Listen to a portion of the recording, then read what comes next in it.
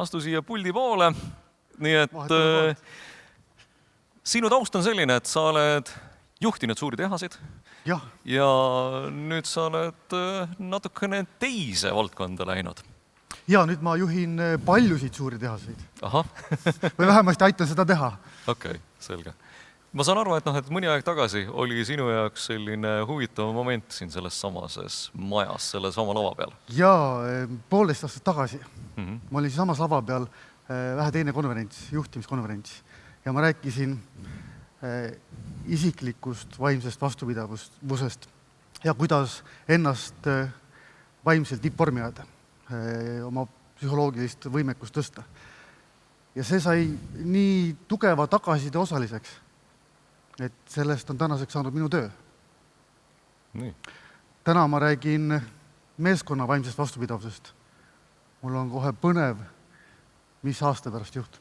Selge. No nii, aitäh, lava on sinu päralt. Aitäh. Nii. Mul on tohutult hea meel näha, et teid on siin nii palju. Kui ma räägin vaimsest vastupidavusest, siis väga suur hulk inimesi ehmatab ära ja arvab, et nüüd on kohe hullumajja minek. Te olete julged, te ei ole seda kartnud. Ükskord koolitust tehes, peale koolitust, üks tippjuht tuli minu juurde ja ütles, et jube hea koolitus, mul oli seda päriselt vaja. Aga ole hea mees, kirjuta arve peale midagi muud. Ma ei saa minna töö juurde tagasi raamatupidamisse ja näidata, et ma käisin vaimse vastupidavuse koolitusel. Mis must töö juures arvatakse? Et see näitab seda, kui suur on stigmatiseerimine ühiskonnas ja häbimärgistamine teemades, mis on seotud sellega, mis meie sees toimub. Et kui mul on füüsilise vormiga midagi kehvasti, siis on nagu kõik okei, keegi ei tee nagu teist nägugi, oli korraks paha, mis siis on. Aga kui mul on sees natukene kehvasti, siis ma hakkan seda häbenema ja ma ei räägi sellest mitte midagi. Ja teine huvitav stigma, mis on see, et, või vähemasti nagu arusaam või stereotüüp, on see, et vaimne tervis on kas olemas või teda ei ole olemas. Tegelikult on siin terve vikerkaare värv. Kõik värvid. Mõtle korra, kus kohas sinu meeskond on? Rohelises, punases, kuskil vahepeal, oranžis, kollases, helerohelises. Hääletame korra, et kui paljud tunnevad, et teie meeskond on pigem seal helerohelises või tumerohelises? Tõstke käed püsti.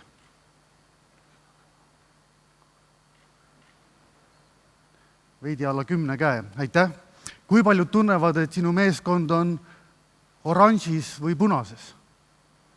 Kui paljud julgevad üldse käe tõsta? 1. Aitäh. Eriauhind on sulle pärast. Järelikult kõik ülejäänud on kollases. Ja see on üks huvitav paradoks. Seda kollast me kipume pidama normaalsuseks. Et see, et ma olen siin kollases, mures, ärrituv, iga päev orav rattas, mul on unevõlg, et see ongi meie normaalsus. Kas võiks teistmoodi olla? Kas sa oled rahul sellega? Kas sa oled rahul, et sa töötad sellises meeskonnas? Või saaks kuidagi midagi teistmoodi? Aga mõni sõna minust, kes mina olen. Täna olen siis mentor ja koolitaja. Jagan oma kogemusi 20 tööaastast suurtes tootmisettevõtetes, hariduselt ärijuhtimise magister ja pingetaluvuse praktik. Kuna ma olen olnud elus suur ülemõtleja ja kuidagi ka iseloomu omaduste poolest siuke ärev, siis ma olen saanud tohutult võimalusi harjutada pingetaluvust ja täna jagan seda teiega ka. Aga miks ma arvan, et ma võiks meeskonna pingetaluvusest midagi teada? Ma räägin teile mõned näited ühest põnevast aastast tehase juhina. Kõige tore kasvu aasta ja me otsustasime, et me minu meeskonnaga kolime ära tehase. 1 aasta jooksul 15 000 ruutmeetrit. Mis see siis on? Hakkasime plaanima ja kolima ja kolisimegi. Ja seda on ilmselt paljud teinud, pole suur asi. Aga siis me vaatasime, et aga teeks veel midagi, et ägedaid asju saab ju teha. Et võtame kätte ja laseme õhku kõik praegu kehtivad protsessi kirjeldused, ettevõtte tegevusjuhised ja kirjutame need uued. Võtsime kätte, tegime ära, aasta lõpuks oli 200 täiesti uut protsessi kirjeldust, esitletuna voodiagrammidena graafiliselt täiesti uues tarkvaras, et me paralleelselt juurtasime ka uue tarkvara selle jaoks. Väga paljudele tundus see muljet avaldav, kolida tehas ja teha juhtimissüsteemile start samal ajal ja saada veel ISO sertifikaat ka selle peale. Aga me ütlesime, teeks veel midagi. Me arendasime välja täiesti uue tohutu konkurentsivõimega toote. Me arendasime välja sellele tootele täiesti uue tootmiskontseptsiooni ja tootmisliini ja juurutasime sellel samal aastal. Ja see oli üks edukaim toode ja on siiamaani. Kusjuures tarnetäpsus ja toote kvaliteet olid kõikidest konkurentidest üle selle tootel. See tundus nagu uskumatult palju. Aga selleks, et me seda saaksime teha, me pidime üles ehitama täiesti uue tarneahela. Me otsisime uued tarnijad, hindasime, kvalifitseerisime ja jooksime nad käima. Ja me pidime saavutama täismahu 3 kuuga. Ja selle uue toote juurutades oli väga edukas toode, meie käive kasvas 2 korda. Mis tähendab seda, et meil oli 150 inimest meeskond, me pidime juurde võtma 3 kuuga veel 100 inimest. Me tegime meeskonnana selle kõik ära 1 aastaga. Ülikõva tulemus. Ja selle aasta jooksul mitte keegi ei kukkunud rivist välja, mitte keegi ei jäänud haigeks, mitte keegi ei lahkunud töö juurest suure pingega või läbipõlemisega. Kas me kärssasime seal sees? Muidugi kärssasime. Kas meil oli raske? Muidugi oli raske. Aga me tegime ära. Kui paljud arvavad, et siuke meeskond on päriselt olemas? Või see oli praegu välja mõeldud jutt? Kas tahate näha seda meeskonda? Suur osa minu meeskonnast on praegu siin saalis. Sirje Poller, Terje Hürenen, näidake ennast, Kaia-Kristiina Kirikal ja Peep Toomingas, kes mind aitas. Teeme aplausi neile.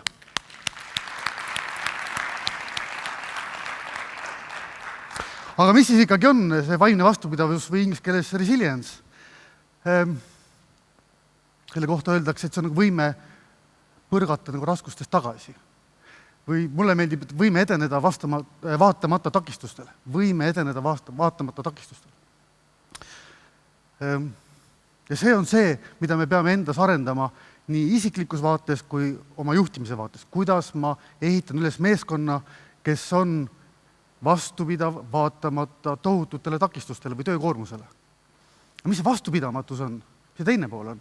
Sama tööstress, millest ka Kristi rääkis, või läbipõlemine. Läbipõlemisega on tore lugu, kõik arvavad, et läbipõlemine on sündmus, et see on nagu plahvatus, et käib mats ära ja siis on must maa. Ei ole. Läbipõlemine on pikk protsess ja see tekib ülekoormuse tulemusena ja selle jooksul kujunevad välja teatud siis sümptomid. Kurnatus, põhiline asi, märgake enda juures. Küünilised hoiakud, oma töötulemuste alahindamine. Paide tähele, jah? Kuidas me aju hüppab ühest kohast teise, helises panime tähele, aitäh. Aga mis selle mõju on? Vastupidamatuse mõju. Stress on töövõime languse probleem number 1. Et kui me tootmises räägime, et robotiseerime, automatiseerime, võtame kasutusele lean metoodikaid, sigma metoodikaid, siis minu arust me oleme maha magunud selle, et me raiskame tohutult inimeste ajupotentsiaali läbi ähvardamiste, manipuleerimiste, stressisituatsioonide tekitamiste. See vähendab kohe töövõimet ja tagajärg ongi see, et on see sama tööl lihtsalt olemine, presentism või üldse mõni kukub töölt välja. Tööstress on Eestis tavaline circa pooltel töötajatel ja see trend on kasvav. Ehk siis vähemasti pooled töötajad ei anna oma maksimumi. Kuna stress vähendab töövõimet, siis vähemalt pooled töötajad täna ei tööta oma tegelike võimete piires. Ja üks välismaa uuring ütleb, et circa kuni 80% perearstile pöördumise tegelikest algpõhjustest on seotud stressiga. Stress on see, mis hakkab keha kurnama ja viib immuunsüsteemi alla. Eelmisel aastal Eestis läbi viidud uuring tööpingete allikate kohta ütleb, et meie peamised probleemid stressiga, tööpingetega on kehvasti käituvad kliendid. Laske lahti ütlema selle peale, et need kliendid, kes ei käitu normaalselt, et ärge tegelege nendega. Kohe teie meeskonna töövõime kasvab. On ajaline surve tööülesannetele, ületunnid, hirm kaotada töö. Eriti praegu ilmselt. Vaatasin nagu algallikaid, need tulemused saadi tegelikult eelmise kriisi ajal. Et kuidagi see uus uuring ei vaevunud uut küsitlust tegema. Küll aga, kuna me oleme jälle mingisuguses kriisis, siis ma usun, et see on üsna adekvaatne kirjeldamaks, mis täna toimub. Ühes teises uuringus, mida tegi Tervise Arengu Instituut hiljuti, tuuakse välja, et 29% Eesti ettevõtetes on ületunnid pigem tavalised. Kui paljudele siin tundub, et see number on pigem ülehinnatud? Andke märku.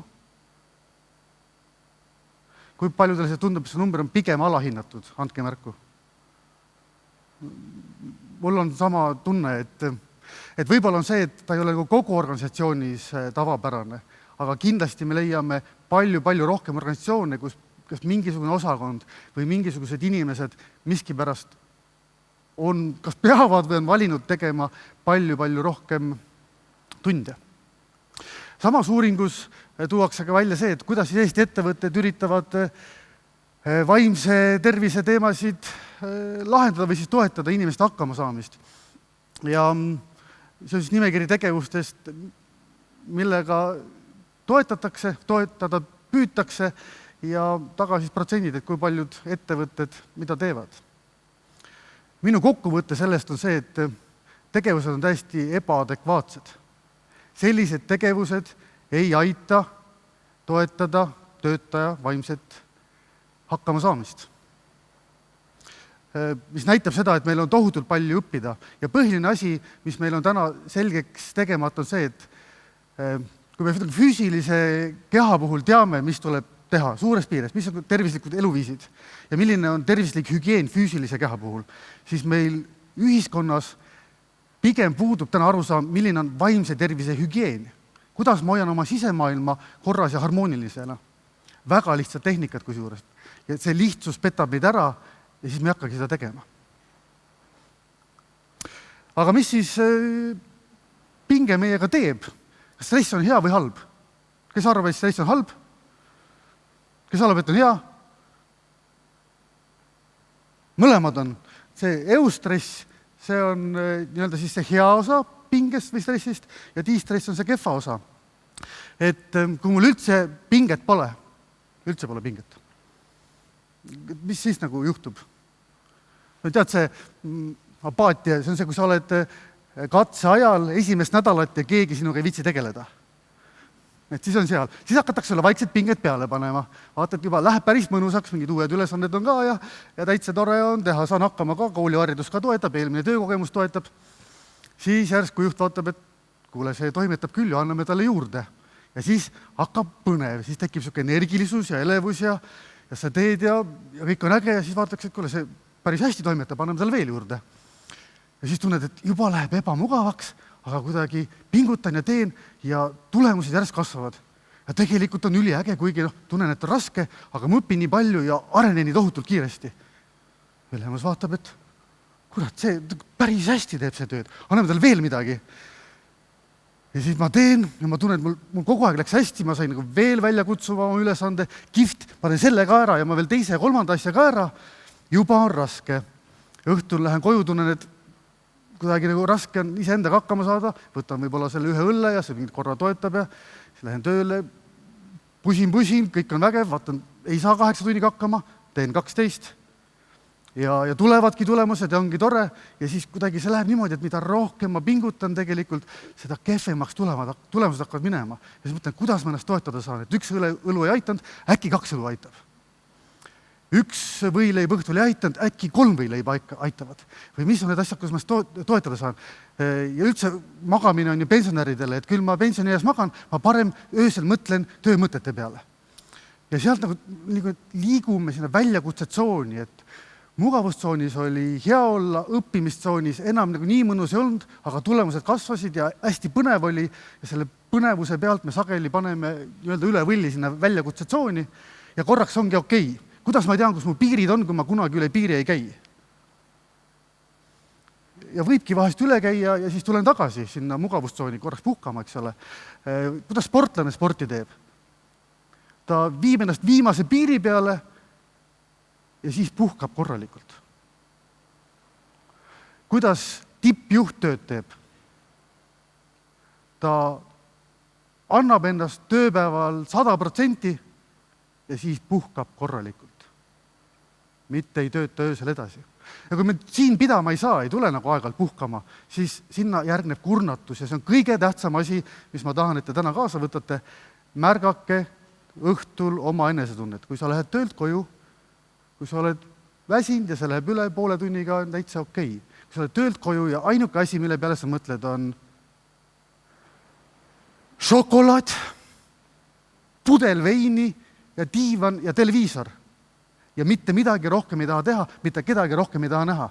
Siis sa oled oranžis, siis on vaja hakata mõtlema, et mis on need kõige lihtsamad tehnikad, kuidas ma ennast toetada saan. Ja kui sa seal pidama ei saa, siis sellele võib järgneda läbipõlemine, töövõime kaotamine. Ja nagu ma ütlesin, läbipõlemine pole kunagi sündmus, läbipõlemine on kogu see protsess, mis hakkab siit tipust edasi liikumisega. Märka, kuidas su väsimus, kurnatus sinuga kaasa liigub. Ja need inimesed, kes jõuavad läbi põlemisse, nendel areneb sinna kaasa enamasti ka depressioon. Ja kui see depressioon kestab pikemalt, siis hakatakse mõtlema ka selle peale, et ma enam ei jaksa siin võidelda ja võib-olla tahaks ära minna. Ja siis naised hästi palju katsetavad, aga ei õnnestu, aga mehed teevad ühe korraga ära. Suhe on kuskil 1:5, et naised katsetavad 5 korda rohkem kui mehed väga palju ei katseta. Et siin on oluline jälgida iseennast ja on oluline jälgida ka meeskonda. Ühel koolitusel nii tabavalt üks juht küsis hästi praktilise küsimuse minu käest, et kuidas ma tean, kas minu töötaja on mugavustsoonis või kurnatustsoonis? Töö tulemus on sama.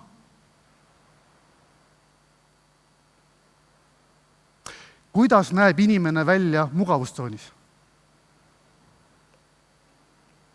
Päris chill, võib-olla isegi silm särab, on ju. Kuidas inimene näeb välja kurnatustsoonis? Keegi on näinud kurnatud inimest? Vahest hommikul peeglis? Et konks on tegelikult see, et jube paljud meist oskavad sealt kodust peeglist ära minna, välisust kodus sulgedes, panna ette maski. Mitte keegi ei näe, et mis sinuga toimub. Et siis tuleb jälgida juhina väikseid vihjeid kuskil suhtlusstiilis, käitumisstiilis, võib-olla kirjavigades, tonaalsuses, kas tuleb seda küünilisust sisse või mitte. Mul on väga-väga palju lähedaseid tippjuhte, kes minu eneseavamise peale on ka täna siis ennast avanud mulle, ütlenud, et tead, üks juht ütles, ma sattusin arsti juurde, kuna ma olin täiesti tegevusvõimetu, mul oli see läbipõlev nii tugev, aga töö juures veel täna hommikul, või see hommikus juhtus, kõik kolleegid kiitsid, et oi, sa näed nii rõõmus ja hea välja. Et juhina sa pead olema nagu terava silmaga, et märgata. Aga mis siis teha? Kuidas siis juhtida? Et ühtepidi, kuidas juhtida niimoodi, et ma saan meeskonnast võimalikult palju kätte? Ja iga inimene on erinev, iga meeskond on erinev, et mõne jaoks see koht, kus üks surema hakkab, teise jaoks alles läheb põnevaks. Või kuidas ma seda kurvi tõsta saan, seda kurvi on võimalik mõjutada. On võimalik mõjutada erinevate enesejuhtimistehnikatega, on võimalik mõjutada toetava juhtimisstiiliga, erinevate asjadega, et see kurv ei ole paika fikseeritud, me saame seda alandada, me saame seda kasvatada. Üks mõte, piitsa või präänikut, et mis ma siis tegema pean?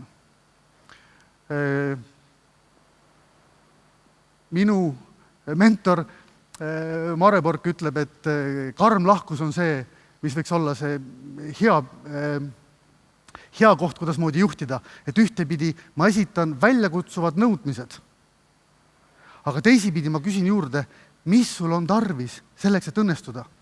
Ütle mulle, kuidas ma saan sind aidata, et sa õnnestuksid. Mina ka ei tea juhina, kuidas sa selle tulemus ära teed. Jah, me peame selle ära tegema, pole õrna aimugi, kuidas me selle saavutame, aga mõtleme koos. See on samamoodi nagu pimedas, et kui tuled Tallinnast Pärnusse, õrna aimugi pole, mille peab pidurdama, mille peab kiirendama, ainult nii palju näed, kui tuled näitavad. Aga tee peal ju õpid. Selle karm lahkusega samamoodi, et väljakutsuvad eesmärgid ja tugi sinna juurde. Aga mõned siis nagu praktilised näited, mida mina soovitan teha meeskonnajuhina. Sea selge visioon, eesmärgid ja mis on prioriteet number 1 praegu. Ja võib-olla üks praktiline tehnika, mida ma täna soovitaksin selle arendamisel on see, et võtke oma meeskonnaga kord kvartalis 1 A4 paber igale ühele ja igaüks kirjutab välja, mis on meie ettevõtte väärtused, missioon, visioon, mis on minu osakonna visioon, kas sul on oma osakonna visioon sõnastatud, mis rolli sinu osakond ettevõtte visiooni loomist tekitab. Kirjutate välja oma osakonna visiooni ja siis, mis võimekused ma pean looma 5 aasta jooksul selleks, et visiooni täita, mis võimekused ma pean looma aasta jooksul, mis tegevused on vaja teha, mis on prioriteet number 1 ja mis on järgmise 3 kvartali prioriteet. Need kõik asjad peavad omavahel kokku minema. Siis tõmmata selle kriipsu vahele ja sinna kirjutab igaüks isiklikult, mis on minu mõõdikud, mis on minu tegevused järgmised 3 kuud. Lihtne, praktiline harjutus, igaüks kirjutab selle läbi, kas sa tead, mis on minu ettevõtte missioon, mis on väärtused ja kas sa tead, kuidas minu tegevused kuidas seda toetavad. Anna otsustusvabadus leida nendele väljakutsetele ise lahendused. Mikromanageerimine on üks õudsamaid asju, mis inimese motivatsiooni alla tõmbab ja stressi tekitab, et anna vabadus valida lahendused, nii palju, kui sa saad, kõikidel ametikohtadel ei saa, aga nii palju, kui on võimalik. Ja sinna juurde anna töövahendid, töötavad töövahendid ja loomulikult oskused. See on üks koht, mille väga paljud meist maha magavad. Me anname ülesande ja siis ütleme, et mina pidin ka tundmatus kohas ujuma õppima, et küll sina ka hakkama saad. See on kindel tee, et ei saa hakkama. Ja viimane asi, loo usaldavad suhted ja kiire infovahetus. Usaldavatest suhetest Kristi korraks rääkis, mida mina kasutasin ja mis minu jaoks on siiamaani üks lemmik juhtimistööriist, olid 4 silma vestlused. Iga nädal, iga oma otsealluvaga. Pool tundi. Ma olin alati tema jaoks olemas ja see oli viimane asi, mida me edasi lükkasime. Igast muid nõupidamisi lükkasin üles, seda püüdsin mitte lükata. 15 minutit sellest poolest tunnist on tema aeg, 15 minutit mina aeg, millest iganes me tahame rääkida. Esimesed 2 kuud loomulikult nad rääkisid minu aja ka täis ja see oli okei. Ma hakkasin pärast vaikselt tagasi võtma. Ja sellel vestlusel sa küsidki ainult ühe küsimuse. Kuidas sul läheb ja mis toimub? Ja sa mõtled seda siiralt. Ja siis ta vastab sulle. Hästi. Okei. Aga mis paneb sind nii tundma, et hästi? Räägi mulle sellest. Ja tähtis ei ole isegi see, mis ta sulle räägib. Tähtis on see, et sa jälgid, kuidas see jutt muutub ajas. Ja see retoorika muutumine ajas näitab sulle kraadiklaasina tema liikumise selle stressikõvera peal ära. Kus ta on omadega? Mugavustsoonis, õppimistsoonis, väljakutsutsoonis või läbipõlemistsoonis. Seda tehnikat kasutades suutsime luua oma meeskonnas väga tugevad usaldussuhted ja väga hea klapi ja me rääkisime väga isiklikel teemadel. Kui ma tehasjuhi kohalt ära tulin, siis üks väga staažikas allu mulle ütles, et Kristjan, aitäh selle aja eest. See oli minu elu õnnelikum tööperiood, kui ma sain sinuga koos töötada. Kiire infovahetus. Praktiline tehnika selle jaoks on iga hommikused stand-upid. Iga hommik 15 minutit operatiivnõupidamine kõikidel hierarhia tasemetel. Ja ka hierarhia tasemete sünkroniseerimine. Hommikul alustab esmatasandist, töölised oma eestöölisega, siis järgmine tasand pool tundi hiljem või 5 minutit hiljem on eestöölised osakonnajuhtidega, 15 minutit hiljem osakonnajuhid omavahel koos tippjuhtkonnaga. Me saame kord päevas kõik omavahel ära sünkroniseeritud. Kõige tähtsam asi ettevõttes on hoida kõige tähtsam asi kõige tähtsamana. Kõige tähtsam asi on hoida kõige tähtsamana. Ja seda sa teed läbi iga hommikuse kiire infovahetuse. 15 minutit ja sul on, palju meid oli, 250 inimest, kõik olid oma sünkroonis. Ja nüüd kõik see, mis ma rääkisin, ei oma mitte mingisugust tähtsust. Juhul, kui sa ise juhina ei ole tippvormis. Kala mädaneb peast. Me kopeerime üksteist alateadlikult. Peegelneuronid on need meie sees, mis seda teevad. Kui ma juhina tulen tööle ja olen kehvas vormis, mul on kehva tuju või ma olen ületöötanud või ma ei ole korralikult puhanud, kui ma ei performi, ma olen kogu aeg radari, nad kõik jälgivad mind, kõik skaneerivad mind ja kui ma tulen morni näoga tööle, siis töötad hakkad omale koos sosistama. Kuule, midagi on toimumas, midagi on jama, mis meist saab ja see tõmbab kohe moti alla. Kui laps on perepeegel, siis sinu meeskonna entusiasm, töövõime, stressitase on sinu sisemaailma peegel. Kui sa tahad, et su meeskond oleks supervormis, sa pead kõigepealt saama ise supervormi. Nii füüsiliselt, oma emotsioonide juhtimise oskuse poolest, kui oma mõtteselguse poolest. Ja kui sa tahad täpsemalt teada, kuidas seda võiks teha, siis ma olen kindel, et ma saan siit aidata. Aitäh!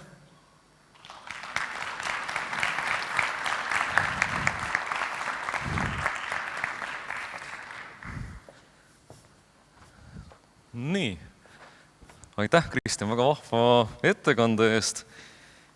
Kuidas sul läheb ja mis toimub? Mul läheb järjest paremini, aitäh küsimast. September on olnud tõeliselt töine ja ma pean tunnistama, et ma olen töötanud 3 nädalat järjest ilma nädalavahetusteta. Ja ma sain kodus korralikult nuuti üleile, et pagan võtaks, et tee siis nii, nagu sa räägid. Mina olen ka inimene, praegu on hooaeg, järgmine nädal on juba lihtsam, järgmine nädalavahetus on mul planeeritud spa puhkus, nii et kõik on hästi. Okei, tore kuulda.